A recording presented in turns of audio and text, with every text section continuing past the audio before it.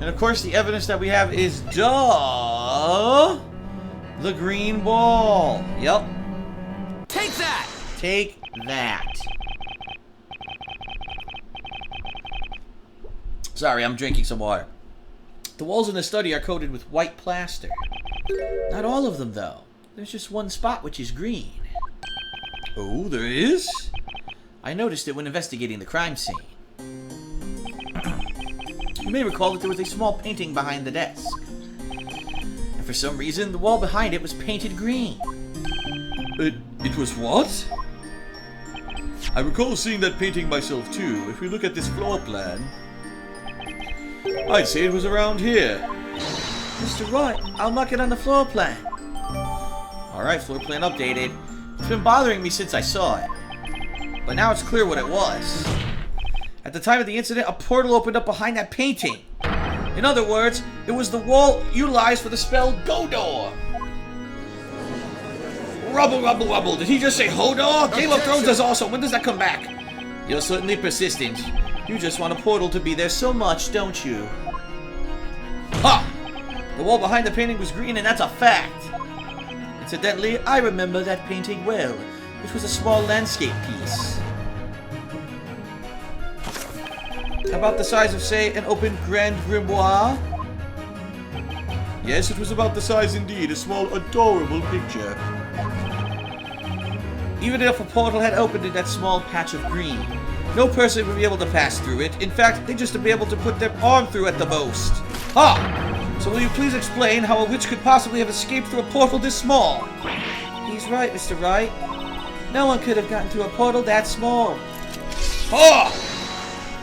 Have you said anything to say? Are you so crushed by the realization of your mistake that words fail you? Do you want to suck on my huge sword? The portal was too small for a person. Doesn't require much thinking to figure that out. Oh? But that aside, a very obvious question remains. If it wasn't a human, then what could have passed through that portal? You put an interesting spin on things. Ha! You still suck this though. Why don't you answer your own question? You talk as if you know everything, so please enlighten us. A small portal was opened in the wall of the crime scene, and I have all the clues as to what that could mean. What went through the portal was something else. No human could have passed through a portal that small. Even a witch couldn't have pulled that off. So are you finally forsaking your mistaken assumptions? I haven't finished, Inquisitor. The fact remains that something else could have passed through that portal. Oh, and what could that be, Sir Blue Knight? The portal was created after the professor had been turned into gold. The witch had a good reason behind that. She must have had to move something through that portal. You've captured my curiosity. I'd like to know what passed through the portal. Tell us, what did the witch use that magic portal for? Now, this is so easy, duh. She threw the wand through so there would be evidence that made it look like Maya was the witch. Take that! Take that, you son of a bitch!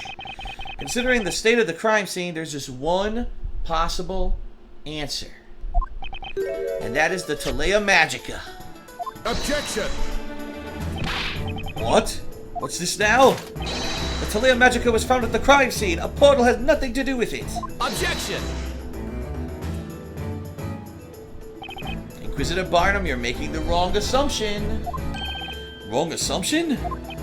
The witch wasn't trying to remove evidence from the crime scene.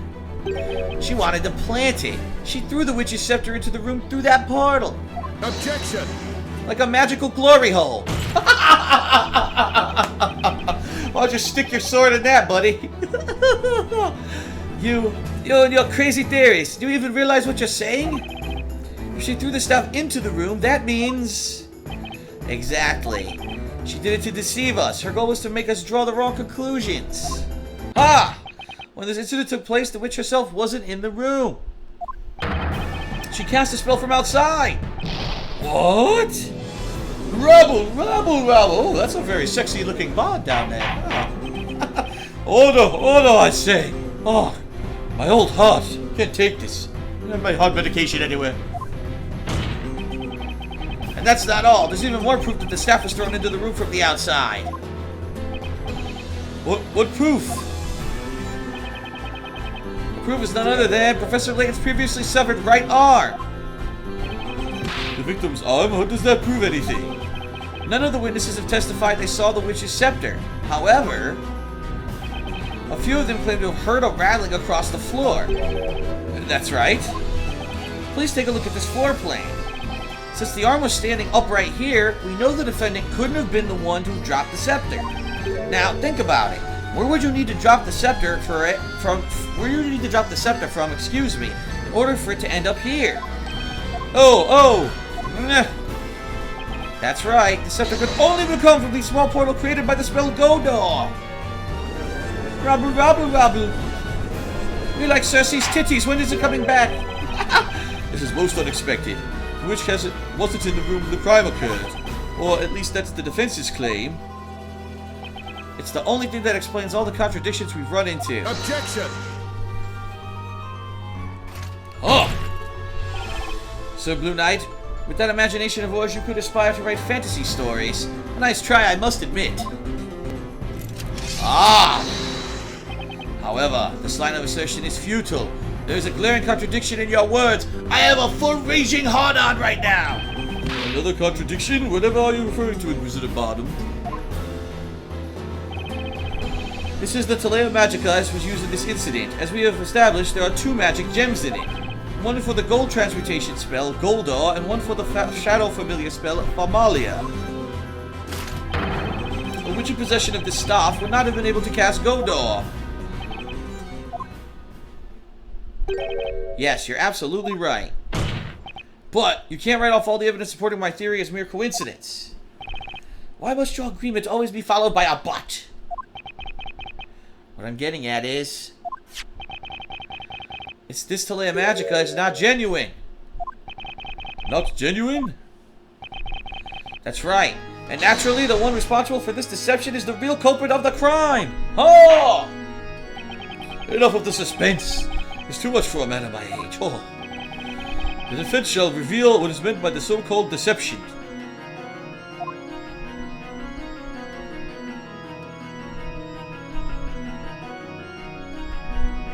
The gem. We know Goldor was used, so that has to be Goldor. That gem can't be the familiar gem. It's got to be something different. Got it! First, I want to clarify one thing. Can we be certain that this Telea Magica in question is authentic? Without doubt.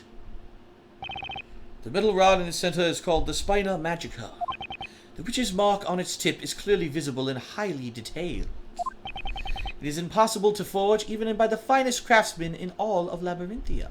I can guarantee you of its authenticity. I still have a raging boner.